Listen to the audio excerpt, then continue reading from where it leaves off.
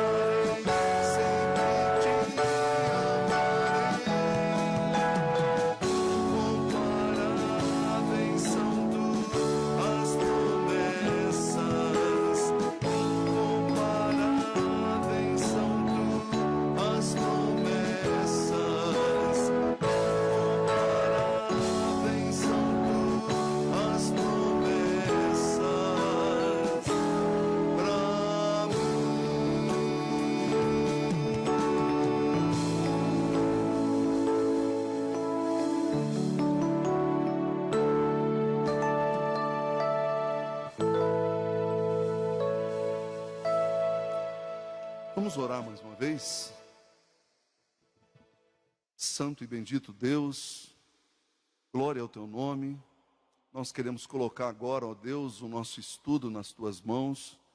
Pedimos que ao meditar na tua palavra, nós possamos sentir, ó Deus, a alegria de estar em tua presença. Mesmo com poucas pessoas, nós sabemos que tu estás aqui e o teu nome é exaltado entre nós. É a nossa oração, agradecidos no nome de Jesus. Amém.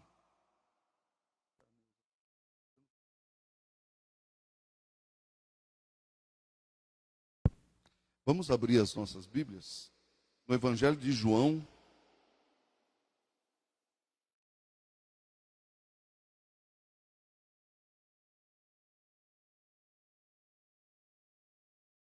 capítulo 9.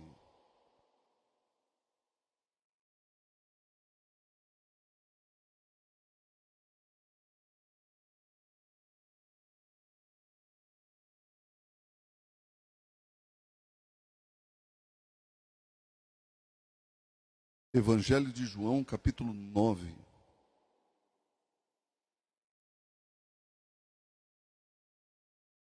Eu quero falar para vocês hoje sobre um cego que vê e pessoas que enxergam que são cegas. Deixa eu abrir aqui que eu ainda não abri.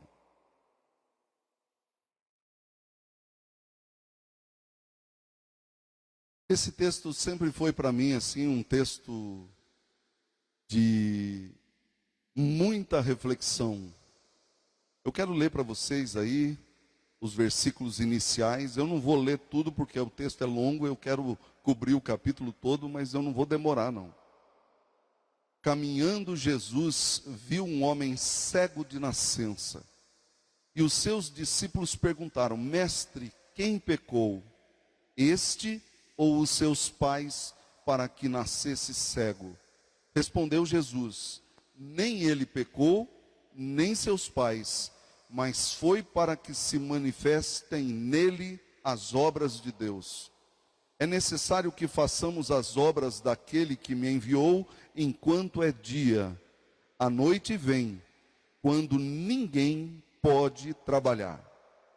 Enquanto estou no mundo, sou a luz do mundo. Meus irmãos, eu não sei se todo mundo aqui já ouviu falar. Eu vou contar uma história para vocês entenderem aonde eu vou chegar.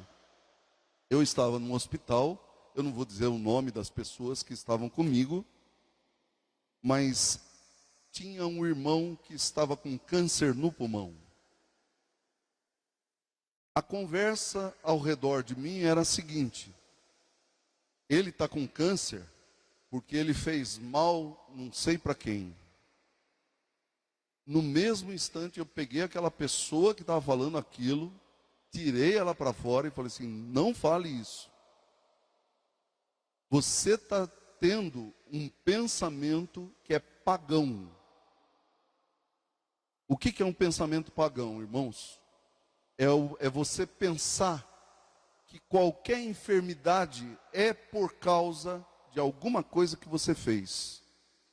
Então, às vezes, eu não sei se aqui vocês já perceberam isso, tem algumas pessoas que têm medo em falar em câncer, que falam assim: ah, isso atrai. Isso é besteira. O câncer não é atraído porque você fala, nem porque você pensa. Ou qualquer enfermidade. Esse texto, ele tira, e havia em Israel o pensamento de que alguém sofre porque os seus pais fizeram alguma coisa errada e ele está sofrendo. Jesus disse para os discípulos: nem ele pecou, nem seus pais. Eu creio que Jesus está dizendo aqui que o sofrimento, o mal que existe, ele é a consequência deste mundo. A Bíblia não diz que sobre a casa do justo vai sempre fazer sol. A Bíblia diz que tem problemas e dificuldades tanto na casa do justo quanto na casa daqueles que não são justos.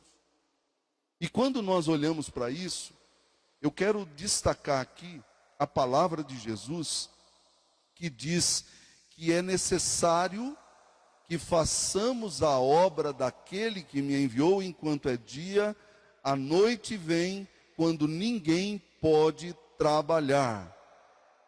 Jesus está dizendo que esse homem nasceu cego para que nele se manifeste a glória de Deus. E aí eu quero destacar você e eu. Por que a gente nasceu com problemas? Todo mundo tem problema. Às vezes o problema pode ser psicológico, o problema pode ser físico, o problema pode ser talvez de uma dor que a gente sinta no coração. Todo mundo é assim. A grande pergunta é: o que Deus pode fazer com você? O que Deus pode tratar você? E você deve sempre encarar que você nasceu do jeito que é, porque Deus deseja manifestar a glória dele na sua vida. O que aconteceu? Quando Jesus falou que enquanto estou no mundo eu sou a luz do mundo, ele estava dizendo o seguinte, que ele estava aqui como uma luz bem forte, para que todo mundo seja atraído pela luz. Porque nós vivemos em trevas, nós vivemos no meio de um mundo corrupto, um mundo errado, um mundo que não ama a Deus. Aí, o Jesus, o que ele faz? No versículo 6, dito isto, ele cuspiu no chão, e ele fez algo que faz com que alguém corra para lavar os olhos. Fez lodo e botou no olho daquele homem cego de nascença. O texto diz que quando Jesus aplicou a saliva dele no chão, fez lodo e aplicou nos olhos dos cegos, dizendo: vai e lava-te no tanque de Siloé. Provavelmente o tanque de Siloé era ali perto, que quer dizer o tanque do enviado. Ele foi, lavou-se e voltou vendo. Só que ele nunca tinha visto Jesus. E o texto diz que uns diziam, versículo 9, é ele. Outros diziam, não, não é ele não, ele é um cego de nascença, como é que ele pode estar enxergando? E aí Jesus curou aquele homem. Meus irmãos, aqui me faz pensar na nossa limitação como seres humanos. Nós somos pessoas que qualquer gripezinha arrebenta a gente. Qualquer dor, qualquer coisa. E aí eu quero destacar que as mulheres são mais fortes do que nós os homens, viu? Porque eu acho que se o homem tivesse que dar a luz, eu acho que ele não aguentava não. Mas o que Jesus está nos dizendo é que a gente é tão frágil, que a gente depende de Deus, depende de médicos, depende de remédios, depende de vacinas, depende das coisas. E aí Jesus está aqui nos ensinando que nós precisamos confiar em Deus. Ele pode não nos curar de todas as enfermidades agora, mas um dia haverá uma cura plena de todo ser que confia em Deus. E aí, esse homem começou a ser dilacerado pelos homens que estavam naqueles dias. Se você olhar aí os versículos de número 13 em diante, há uma discussão entre os fariseus, que eram uma espécie assim de teólogos daqueles dias, criticando esse homem. E eles começam a dizer, olha, que história é essa de você ser curado? Eles não aceitavam a cura desse homem. Por quê? Porque eles diziam assim que esse homem era um homem que era um fraudador, era um mentiroso. Eles não criam no que Jesus tinha feito para aquele homem. O versículo 18 diz assim: não acreditaram os judeus que ele fora cego e que agora ele via, enquanto não lhe chamaram os pais e os interrogaram. Então eles chamaram os pais daquele homem e dizem assim: escuta, você é pai desse menino? Pois é, ele nasceu cego de nascença, é uma redundância redonda, né? Ele nasceu cego e ele é nosso filho. Nós sabemos que este é o nosso filho e que nasceu cego, está no versículo 20. Mas não sabemos como ele vê agora. Então houve um milagre, houve uma bênção do próprio Jesus, do próprio Senhor, por causa desse homem. E os judeus não aceitavam aquilo. Então chamaram pela segunda vez, verso 24, o homem que era cego, e eles disseram uma coisa muito interessante. Eu quero destacar aqui para vocês. Dá glória a Deus, nós sabemos que esse homem é pecador. Essa expressão dá glória a Deus é uma expressão que os nossos irmãos pentecostais sempre usam, nós usamos aqui na igreja também, glória a Deus. Mas a palavra glória a Deus significa o seguinte: eu sou pecador e Deus merece toda a glória. Então é uma confissão de pecados. Eu poderia citar aqui vários textos, mas tem um texto que eu acho que vale a pena a gente examinar, e eu vou apenas citar para vocês, que está em Josué capítulo 7. Houve uma guerra entre Israel e o povo de Canaã, o povo de Ai, e Deus falou assim: não peguem nada deles. E um tal de Acã pegou uma capa bem bonita, alguns utensílios de prata e enterrou debaixo da sua tenda. E isso é não somente desobediência a Deus, mas também roubo. Ele queria ficar rico, e por causa da sua ganância, o povo de Israel começou a perder as lutas. E aí o Josué começou a chamar todo o povo e a tirar sortes para ver aonde que estava o pecado do povo. E caiu justamente em cima de Acã. A palavra de Josué foi justamente essa: dá glória a Deus, homem, e diga o que você fez. Irmãos, e aqui me permitam falar o que é dar glória a Deus. Às vezes nós cantamos meu Jesus Salvador, outro igual não há, mas você reconhece que você é pecador, que você precisa de Deus? Porque senão nós não estamos dando glória a Deus. Nós estamos dizendo assim que Deus está nos abençoando porque nós somos bons, porque nós somos os melhores, e não é essa a atitude de um cristão. Ao contrário, nós, por sermos cristãos, não somos melhores do que os outros. A única coisa que nos faz melhor do que os outros é o Espírito de Deus. Porque se o Espírito de Deus estivesse também na vida deles, eles também seriam como nós. Por isso que nós precisamos sempre ter a ideia da humildade e do reconhecimento de que nós somos pecadores. Mas eu quero ler com vocês aí o final que Jesus se revela ao cego, verso de número 35. É aqui que está o bloco final do meu estudo e aquilo que eu vou arrematar. Ouvindo Jesus que o tinham expulsado, tanto da sinagoga quanto do meio deles, encontrando-o, lhes perguntou: crês tu no Filho do Homem? Ele respondeu e disse: quem é, Senhor, para que eu nele creia? A pergunta dele é uma pergunta óbvia. Jesus está falando com ele: você crê no Filho do Homem? Você crê no Filho de Deus? Você crê em Jesus? Ele falou assim: mas como é que eu vou crer se eu não sei quem é? Eu nunca vi. Agora eu estou enxergando, mas eu nunca vi esse Filho do Homem que o Senhor está falando. Jesus lhe disse: já o tens visto.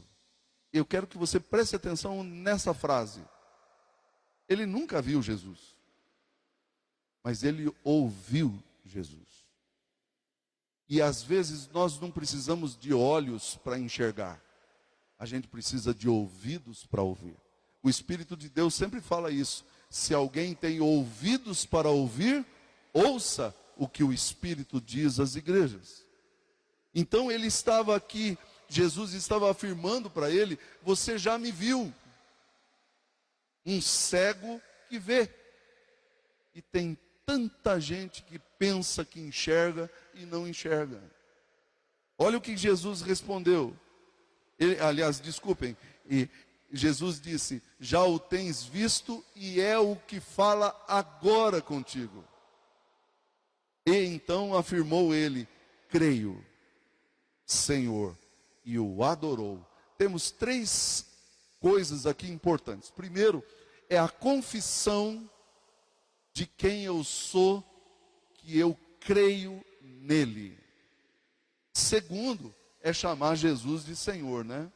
Não é qualquer um que chama de Senhor. Até eu queria mostrar para vocês. Abra sua Bíblia, por favor, em 1 aos Coríntios, capítulo 12. E há uma declaração ali muito importante para a gente entender o que nós estamos falando. Versículo de número 3. Estava tendo uma briga na igreja de Corinto, quem que fala mais língua estranha, né? E o apóstolo Paulo diz assim: por isso vos faço compreender que ninguém que fala pelo Espírito de Deus afirma anátema Jesus, maldito Jesus. Por outro lado, ninguém pode dizer Senhor Jesus, senão pelo Espírito Santo. O que Paulo está dizendo aqui?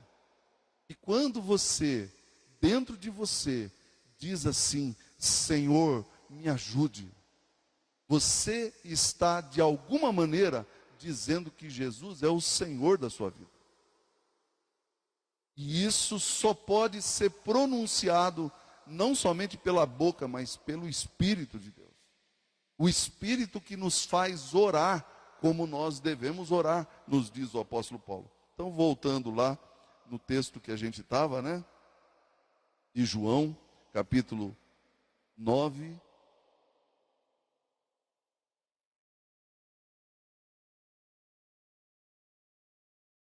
Ele disse assim, creio, é uma confissão de que ele crê, Senhor, pelo Espírito Santo. E o adorou. O que é adoração? Adoração não é cantar.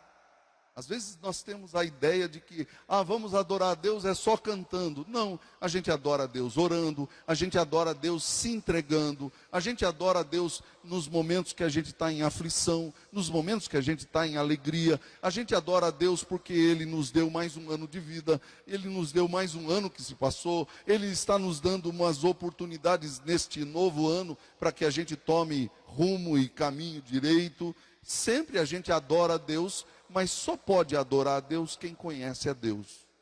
Quem não conhece a Deus não adora a Deus. E aí Jesus prosseguiu dizendo, eu vim a este mundo para juízo. Em outras palavras, Jesus está dizendo o seguinte, eu cheguei aqui para fazer uma divisão entre aqueles que creem e aqueles que não creem. Aqueles que enxergam e aqueles que não enxergam, a fim de que os que não veem, vejam. Então eu vou falar algo aqui que pode parecer até maluco, que eu vou dizer, mas é melhor ser cego e ver Jesus, do que pensar que a gente não precisa de luz nos olhos e continuar cego. Então, eu vim a este mundo para juízo, a fim de que os que não veem, vejam, e os que veem se tornem cegos. Como assim? Para mim aqui está o cerne da mensagem de Jesus. Ele veio como algo contrastante. Meus irmãos, eu quero dizer para vocês, não é a maioria que segue Jesus. A maioria está cega. Mas por quê? Mas eles não conhecem Jesus, eles não sabem que Jesus morreu na cruz. Podem até saber, mas eles não conseguem enxergar. E se você está aqui hoje, e você ainda não entregou a sua vida a Cristo, você continua cego. Então ele diz, e os que veem se tornem cegos. Alguns dentre os fariseus que estavam perto dele perguntaram-lhe, acaso também nós somos cegos? Quer dizer, eles sentiram o baque, né? E é sempre assim. Aonde Jesus vai, ele cria uma divisória. Ou você está com ele, ou você está sem ele. Não tem mais ou menos. Não tem, eu acho que eu vou ficar em cima do muro. Não tem isso. Ou você crê nele, ou você não crê nele. Aí o texto diz, respondeu-lhe Jesus, Se vocês fossem cegos, vocês não teriam pecado nenhum. Quer dizer, Jesus usou a ideia do cego de nascença. Os discípulos estavam perguntando, quem pecou, é ele ou seus pais? Jesus falou assim, não pense isso. Mas agora vocês estão dizendo que vocês enxergam, então o juízo vem sobre vocês, vocês têm pecado. Você sabe que uma das coisas que nós, como servos de Deus, precisamos sempre lembrar, é que Jesus veio como uma luz para mostrar as nossas impurezas. Quanto mais eu ando com Jesus, mais eu percebo quem eu sou. E às vezes eu vejo a religião e as igrejas, não vamos falar de pecado, não. Vamos falar só de coisa boa, vamos falar só de bênção. E aí eu sempre digo aqui que as pessoas estão mais interessadas nas bênçãos de Deus do que no Deus das bênçãos. Se vocês fossem cegos, vocês não teriam pecado. Porque a minha luz entrando em vocês iria limpar vocês. Mas agora que vocês dizem, nós vemos, Jesus disse, aí o pecado de vocês aparece. E aqui eu quero dar um destaque, porque uma das coisas mais terríveis é a gente passar a vida inteira numa igreja e chegar no final da vida a gente ir para o inferno.